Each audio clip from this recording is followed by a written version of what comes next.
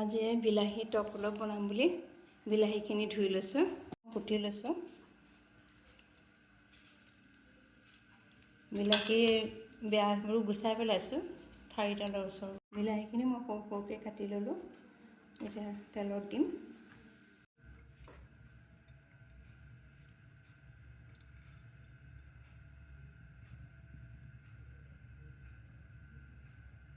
তেলটো গৰম হ'ল, ইয়াত পাঁচফোৰণ কেইটামান দি দিওঁ।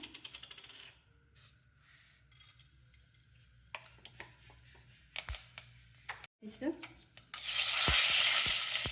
এইটো শুকান জলকীয়া মই ঘৰতে কৰিছিলোঁ। এই শুকান জলকীয়া এটা গোন্ধটোৰ কাৰণে দিছোঁ। দিছোঁ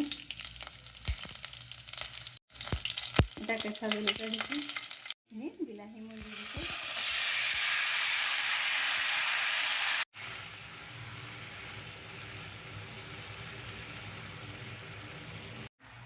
নিমখ অলপ দিম। বিলাহীখিনি সৰহ তেওঁ নিমখ আৰু অকণ দিওঁ। এই আচামচ হালধি দিছোঁ। ভালকৈ লৰাই দি অকণমান ঢাকি দিম। তাৰপিছত অকণমান সিজা নিচিনা হ'লে তাত মই কাজু খিচমিচ আৰু খাজুৰি দিম। এইখিনি অকণমান সিজা নিচিনা হ'ব নহয়, তাত গুড় দিম। কাজু খিচমিচ আৰু খাজুৰি অলপ কুটি থৈছোঁ, খাজুৰি দিম। এয়া মই অলপ ঢাকি দিছোঁ। এয়া হৈছে। এয়া কাজুখিনি দিছোঁ।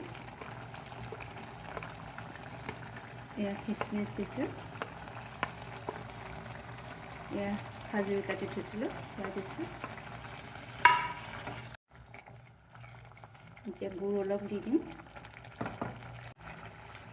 এয়া গুড় দিছোঁ।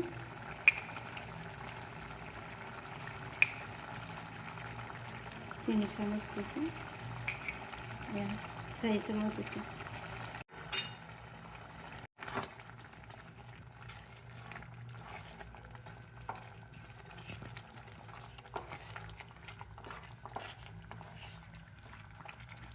আৰু এচামুচ গুড় দি দিওঁ। টেঙাটো লগত ভাল লাগিব। গুড় মই আৰু এচামুচ দি দিওঁ, মিঠা হ'লে ভাল হ'ব। বিলাহী কালাৰ কাৰণে ইমান ধুনীয়া হৈছে দেখিবলৈ। এইখিনি হ'লে অকণমান ডাঠ হৈ গ'লে মই নমাবই পাৰিম। ডাঙৰ ডাঙৰ হৈ থকাখিনি ভাঙি দিওঁ মই ফুটনি এডাল দি।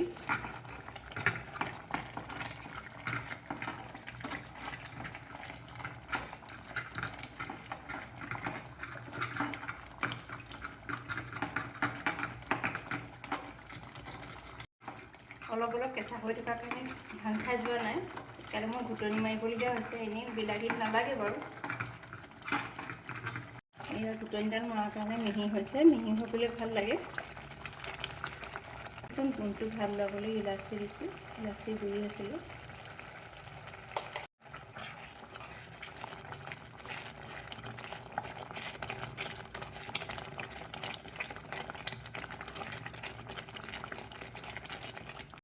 এয়া বিলাহী টক হৈ গ'ল।